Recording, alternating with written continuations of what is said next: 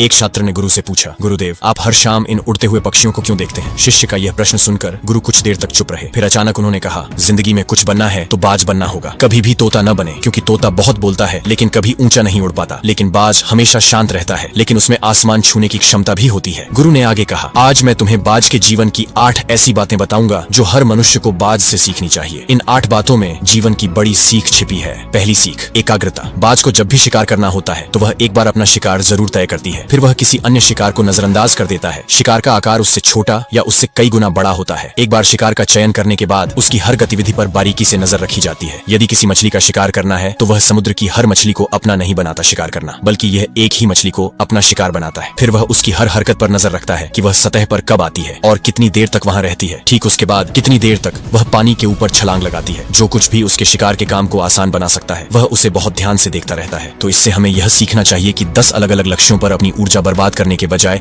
हमें पूरी एकाग्रता के साथ एक लक्ष्य पर ध्यान केंद्रित करना चाहिए और उस लक्ष्य के बारे में जितना संभव हो उतना सीखना चाहिए। और इस बात का भी ध्यान रखना चाहिए कि उस लक्ष्य को प्राप्त करने में क्या चुनौतियां आने वाली हैं और हम उन चुनौतियों को कैसे आसान बना सकते हैं। हमें इन सभी बातों को जानना चाहिए। दूसरा सिख, बाज हमेशा ऊंचा और अकेला उड़ता है। बाज कभी गौरैया, कौवे या छोटे पक्षी के साथ नहीं उड़ता। बाज या तो बाज के साथ उड़ता है या अकेले उड़ता है। यह हमें सिखाता है कि छोटी सोच वाले लोगों से दूर रहें, या तो बड़ी सोच वाले लोगों के साथ रहें या फिर अकेले रहें, क्योंकि जिस तरह के लोगों के साथ हम रहते हैं वही अंततः वही बन जाते हैं जो हम हैं। इसलिए हमेशा अच्छे लोगों की संगति चुनें, नहीं तो आप अकेले रह जाएंगे, क्योंकि यही वह समय है जब हम खुद को बेहतर तरीके से जान पाते हैं। तीसरी सीख, अपनी सीमाओं से ऊपर उठें। जब भी मौसम खराब होता है या बारिश या तूफान आता है तो हर पक्षी अपने घोंसले की ओर उड़ जाता है और छिपने की जगह ढूंढ लेता है, लेकिन बाज ऐसा कुछ नहीं करता। यह अपनी ही सीमाओं को तोड़ने और बादलों के ऊपर उड़ने की कोशिश करता है। हवाएं उसे थपेड़े मारती हैं, उसके पंख भारी हो जाते हैं, पानी और धूल के कारण उसे कुछ भी दिखाई नहीं देता है, लेकिन फिर भी वह आकाश की ओर उड़ता रहता है और अंत में बादलों से ऊपर उठता है और वहां तब तक उड़ता रहता है जब तक कि मौसम नहीं बदल जाता। बाज उसे तोड़ने में सक्षम होता है। सीमाएं इसलिए क्योंकि मुसीबत आने पर वह घबराता नहीं है, उससे न डरता है, उससे भागने की कोशिश नहीं करता, बल्कि सकारात्मक सोच के साथ उसका सामना करता है। इससे हमें यह सीख मिलती है कि जीवन में जब भी कोई समस्या आए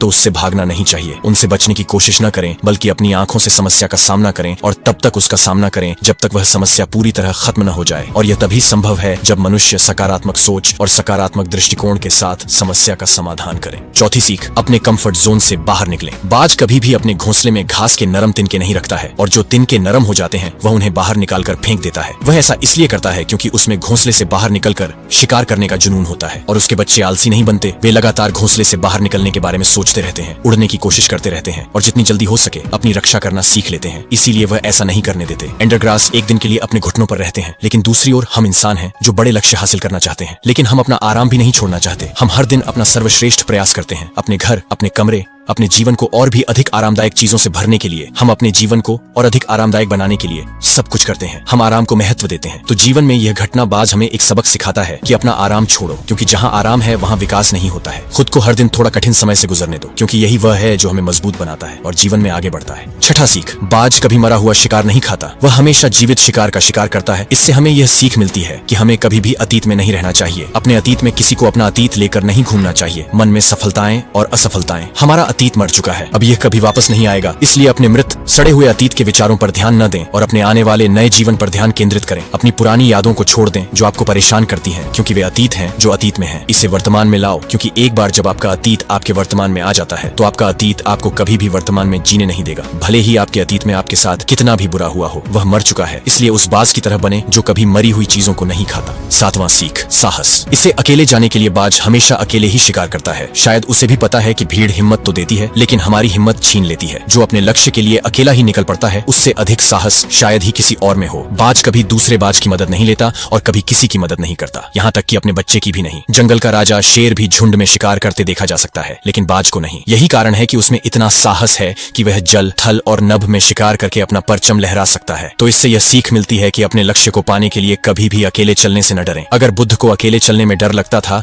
तो दुनिया को ध्यान और शांति का पाठ कौन पढ़ाता। आठवां और सबसे महत्वपूर्ण महत्वपूर्ण सीख, दर्द से मत भागो। फाल्कन लगभग 70 साल तक जीवित रहता है, लेकिन 40 साल के भीतर उसका शरीर बूढ़ा हो जाता है। उसके शरीर में नाखून गड़ जाते हैं, पैर पंख उसके शरीर में चिपक जाते हैं, उसकी चोंच मुड़ जाती है, उसका शरीर भर जाता है। ऐसी स्थिति में शिकार उड़ने की स्थिति में भी नहीं होता है। अब उसके पास केवल 2 ही विकल्प हैं। पहला, या तो वह अपनी स्थिति स्वीकार कर भूख से मर जाए या किसी अन्य जानवर का शिकार बन जाए। दूसरा विकल्प यह है कि वह 6 महीने की बेहद दर्दनाक प्रक्रिया से गुजरे और खुद को फिर से मजबूत बनाए। लेकिन बाज तो है ही, बाज यह बाद वाले को चुनता है। इसके लिए वह खुद को एक बहुत ऊंचे और एकांत पहाड़ पर ले जाता है, जहां वह पहले अपने विचारों के साथ अपने सभी पंख काट देता है और उन्हें दूर फेंक देता है। फिर चट्टान को लात मारता है और उसके पंजे तोड़ देता है। फिर उसी चट्टान पर अपनी चोंच मारता है और इस खूनी अवस्था में यह खुद को दूसरे जानवरों से छुपा लेता है। अगले 6 महीनों तक वह ऐसी दर्दनाक स्थिति से गुजरता है और एक नई चोंच, नए पंख और नए पंजे के बढ़ने का इंतजार करता है। 6 महीने के इस दर्दनाक समय के बाद जब उसके पंजे नहीं बल्कि नए पंख उगाते हैं और एक नई चोंच आती है, तब वह अपना नया जीवन शुरू करता है और शिकार पर निकल जाता है और अगले 30 वर्षों तक फिर से शासन करता है। यह हमें सिखाता है कि जब समय आता है तो हमें कुछ नया पाने के लिए अपनी कुछ पुरानी आदतों को छोड़ना पड़ता है। चाहे इसे छोड़ना कितना भी मुश्किल क्यों ना हो, चाहे यह प्रक्रिया कितनी भी दर्दनाक क्यों ना हो, उसके लिए ऐसी चीजें छोड़ना जो हम पर बोझ डालती हैं, जो हमें रोकती हैं, जिनका हमारे जीवन में कोई उपयोग नहीं है, उन्हें छोड़ देना ही बेहतर है। गुरु ने आगे कहा, तो बाज से सीखने लायक ये 8 बातें थीं जो जीवन भर आपके काम आएंगी। शिष्यों ने कहा कि गुरु, हमने कभी नहीं सोचा था कि बाज जैसा पक्षी भी हो सकता है, इतना कुछ सीख सकते हैं। इसके बाद सभी शिष्यों ने भिक्षु को धन्यवाद दिया और अपने काम पर वापस चले गए। दोस्तों, मुझे उम्मीद है कि आपको इस कहानी से बहुत कुछ सीखने को मिला।